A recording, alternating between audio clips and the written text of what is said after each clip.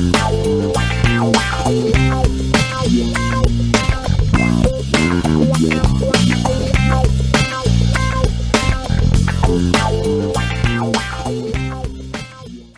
dear ones. I'm so grateful that you're with us and so thankful that you're a part of what we're creating here at the Center for Spiritual Living Boulder Valley.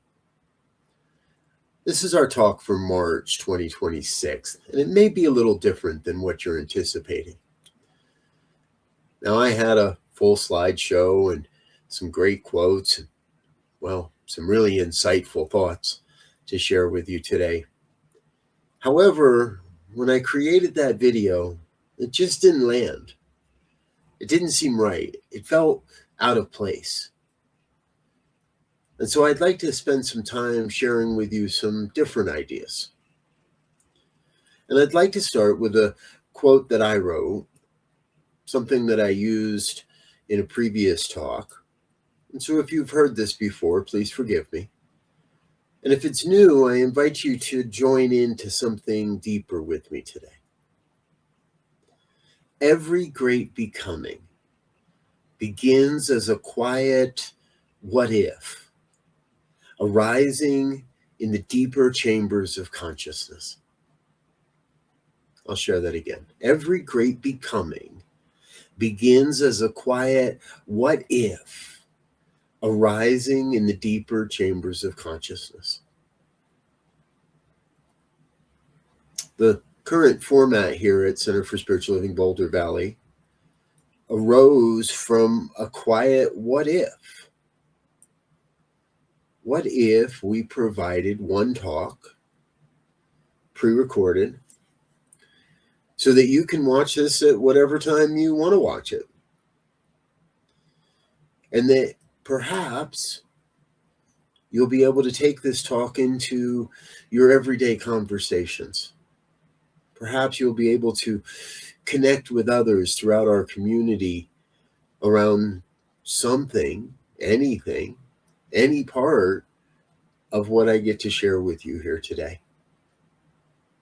That what if rose up from the deeper chambers of my consciousness, of my thought patterns, of my contemplations that said, well, why do we all need to be in the same room all the time?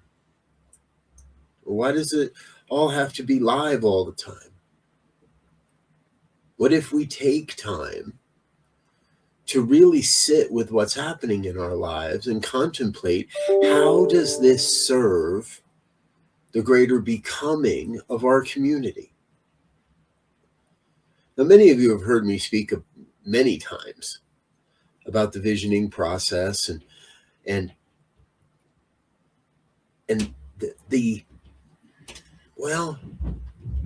that deeper truth that the work we do for ourselves begins for ourselves, but we must do that work so that we are better stewards, better participants in this community and in the greater community around us.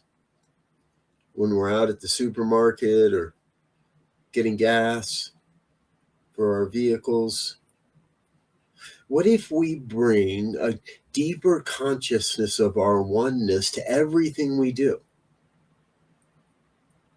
What if the visions that we hold in our life are not some sort of wishful thinking, but actually a demonstration of what we know to be true, of what we live, of how we're choosing to show up? What if what arises from our consciousness, what if what is arising from those deeper chambers of our consciousness is a more expansive understanding that deeply we are one? Even those I don't like, even those I don't understand, even those I wish were not in power.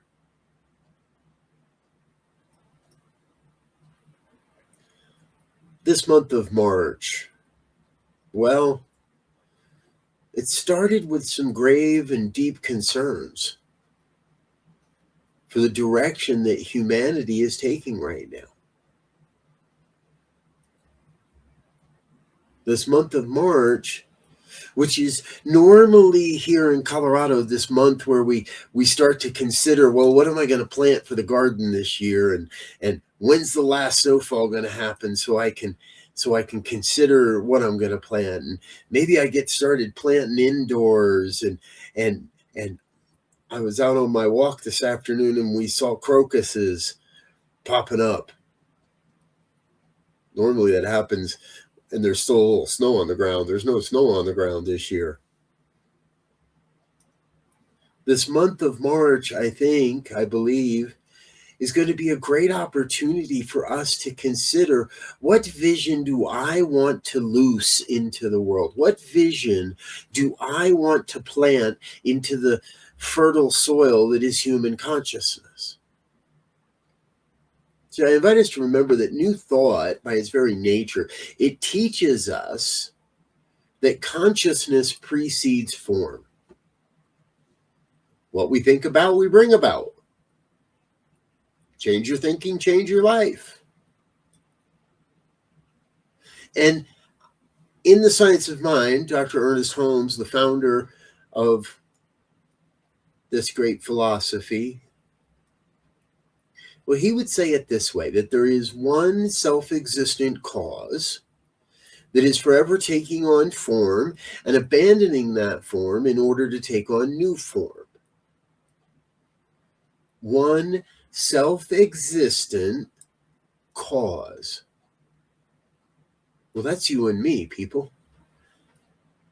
That's you, that's me, that's our neighbors, that's our politicians, that's our industry leaders,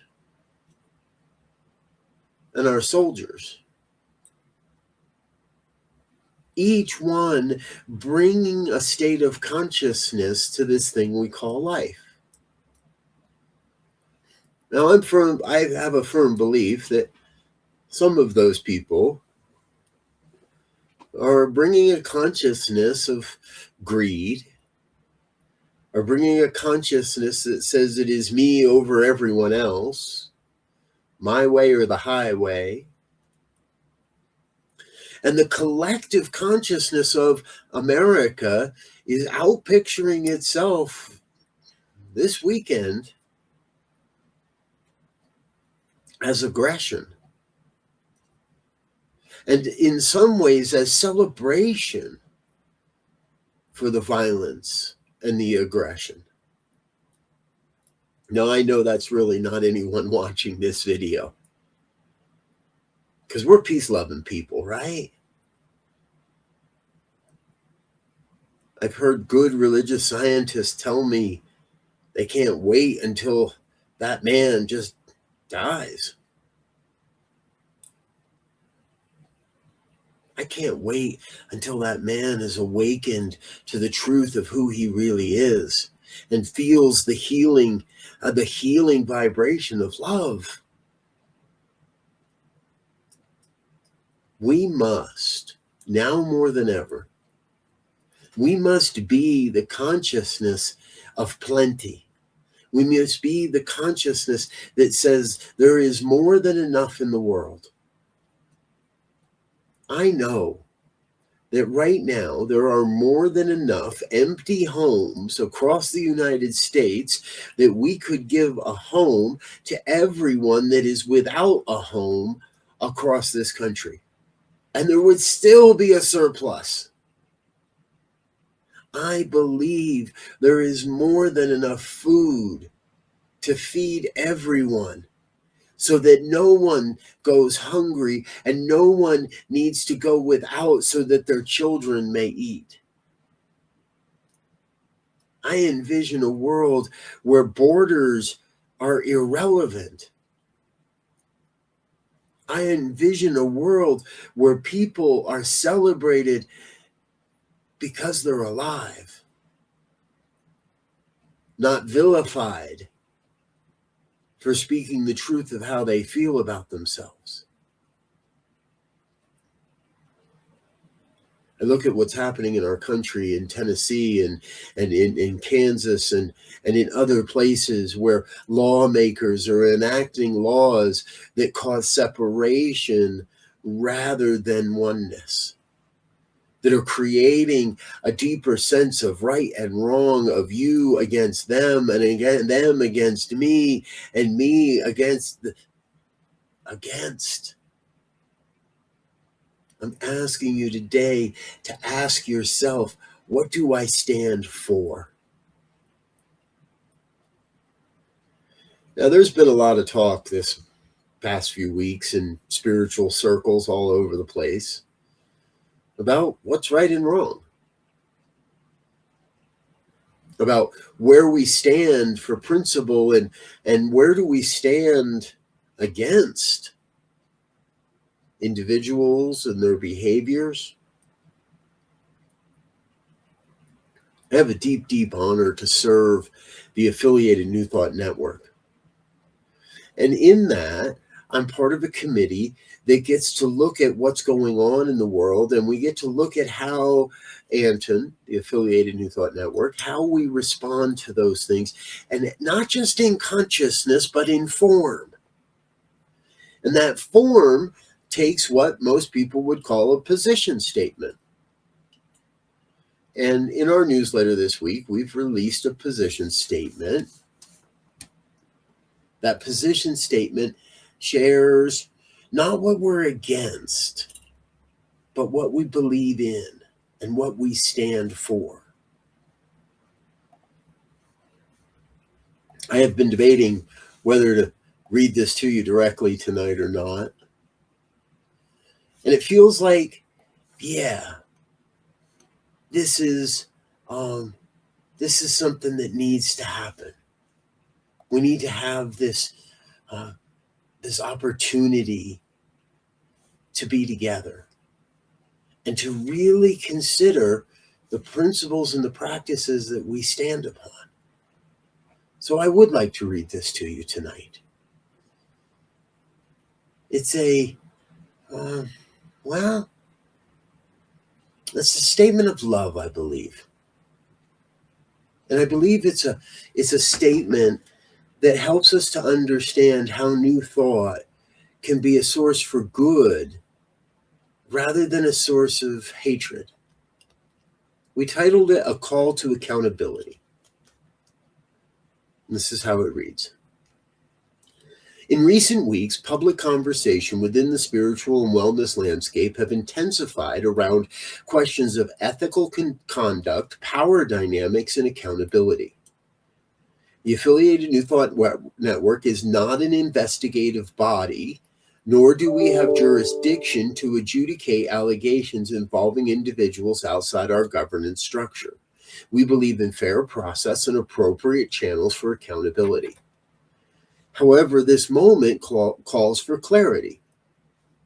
Spiritual influence carries responsibility. Authority within spiritual communities must be grounded in informed consent, transparency, and relational maturity.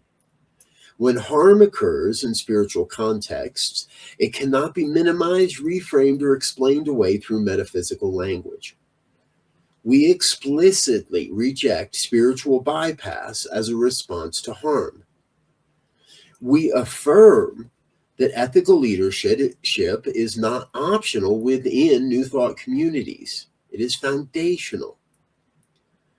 This cultural moment is not about personalities. It's about the standards that Anton stands for.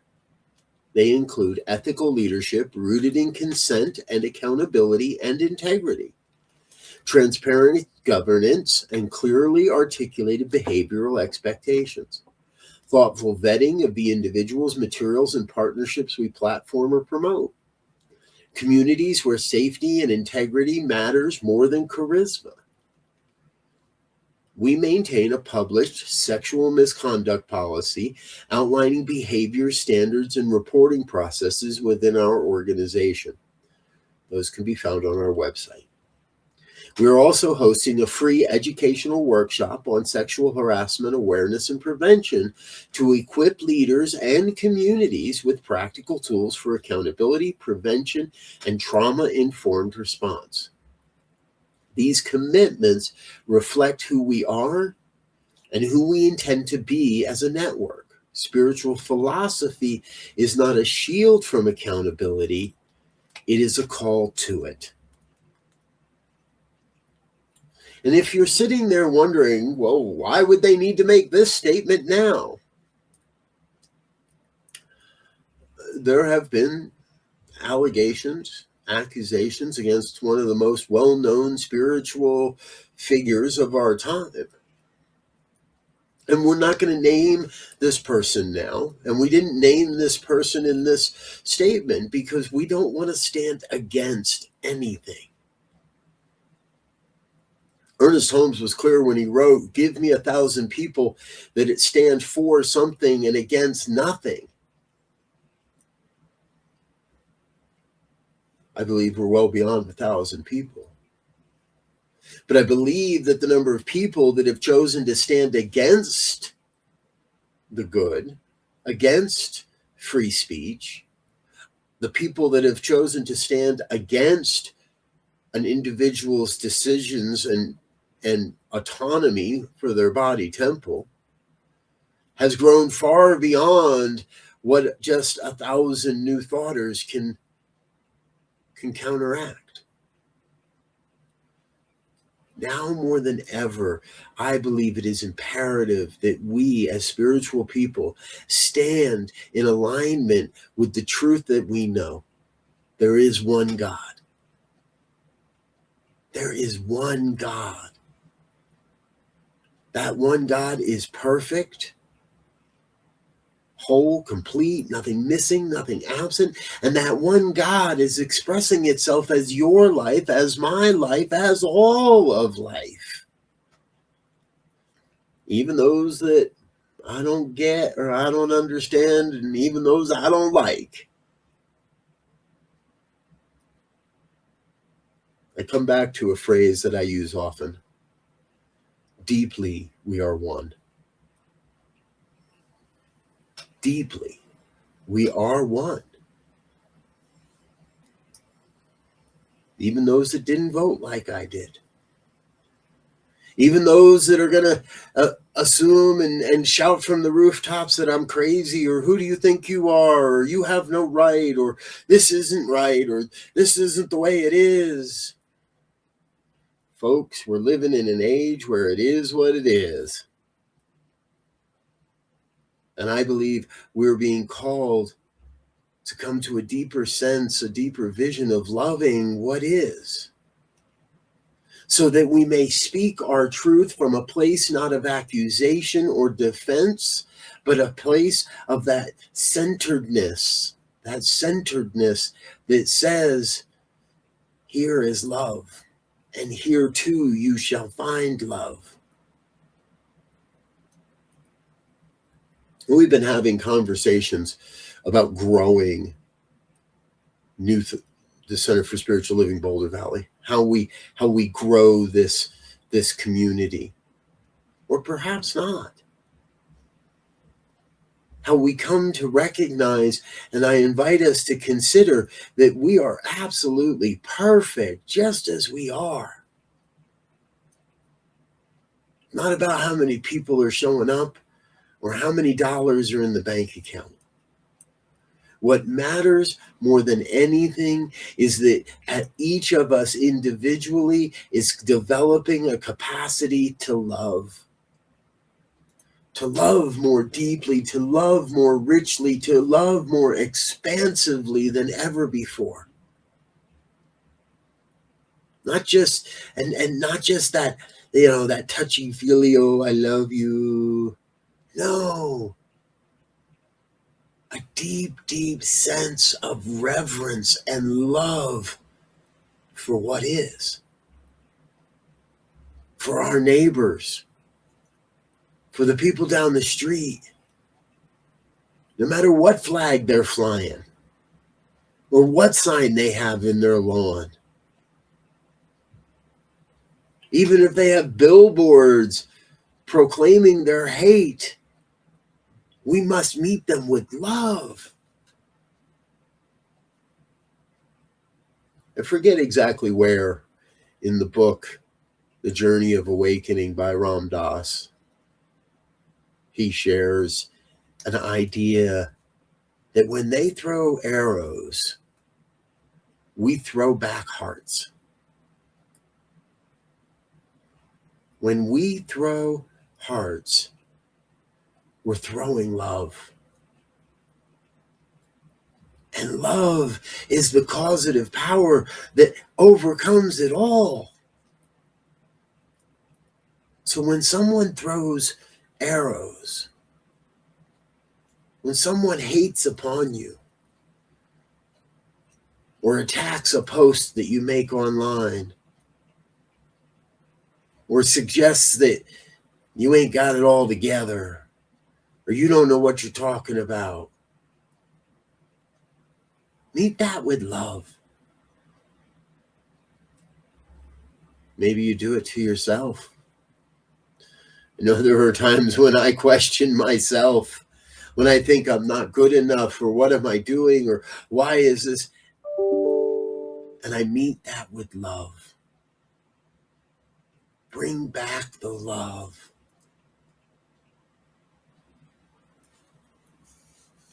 Sometimes that great what if, that great becoming, begins with a what if arising in the deep chambers of consciousness. What if we did love a little more? What if we got out into the world and just told people we love them? I'm reminded of an experiment that I've seen many times now. Someone standing in a crowded airport, or perhaps in an outdoor mall, and with a simple cardboard sign that says free hugs. And then watch who comes up and takes a hug. And watch who looks and kind of gets a little sideways and skirts around and doesn't take a hug. What if we went out on the street corner with a sign that said, I love you? I mean, really stood our ground, stand upon our principles with a simple cardboard sign that said, I love you. And see how many people wave. By gosh, we might start a movement.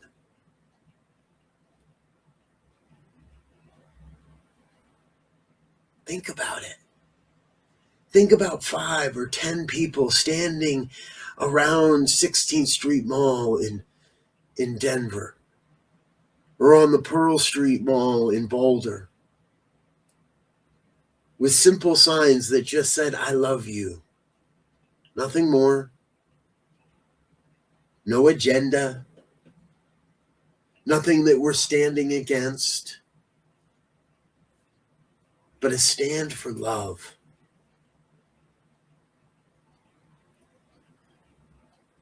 In February, we get to celebrate love through Valentine's Day, and you've heard me speak of standing for a greater form of love, and I continue that call this month.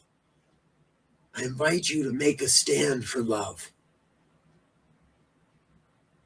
because at the very center of your being, that is who you are. And I'm reminded of a very old story that I was told many times in ministerial school. It's about a young minister who accompanies an older minister to a conference, and the more wise and experienced minister comes down with a cold and calls the young minister on the phone and says, you've got a pinch hit for me today. I'm supposed to be addressing the audience and I can't do it. And you've got to pinch in for me today. And you've got to go give the talk that I'm here to give today. And the young minister becomes a little flustered and says, and thinks, what do I have to say? Why would they listen to me? What great wisdom can I tell them? What can I say? And the older minister just chuckles and says, go out there and tell them that you love them. Go out there and tell them that they are loved. And as the story goes, the young minister does just that. Stands before a crowd expecting the wise and storied minister to step forward with great wisdom, and they get this young guy who says, you know what?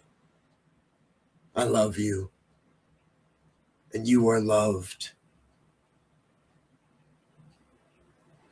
Imagine it with me. Imagine how everything would change if 1,000 people were to proclaim their love for those that seem to so desperately need it right now. Think of those that are angry. Think of those that are aggressive. Think of those that are celebrating the destruction and the violence in the world, and send them a vibration of love.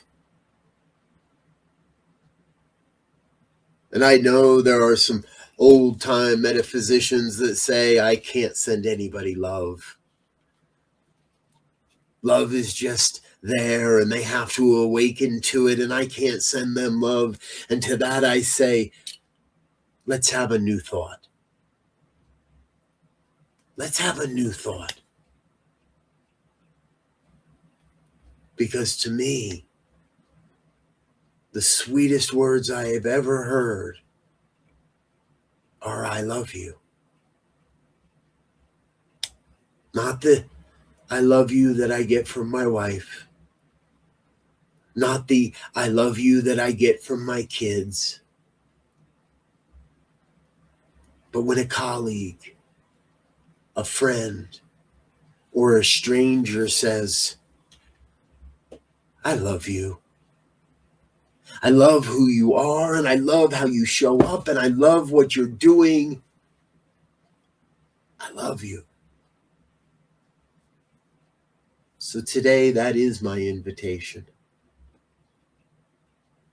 Let's go out for the month of March,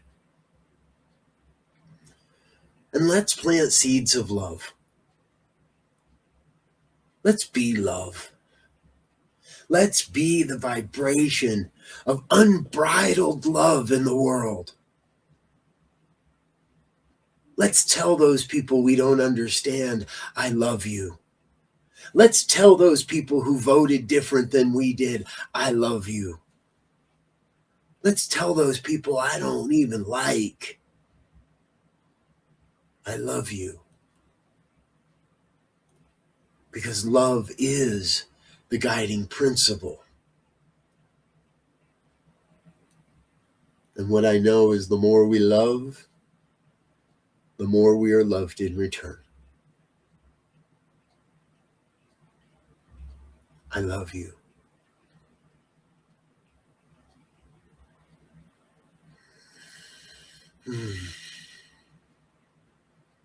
And that is enough. Thank you for being with us. Thank you for sticking around on this video. Thank you for sending this love out into the world. Share this. Let your friends watch this. Share the link with someone. And together, let's just be love. Until next time, namaste.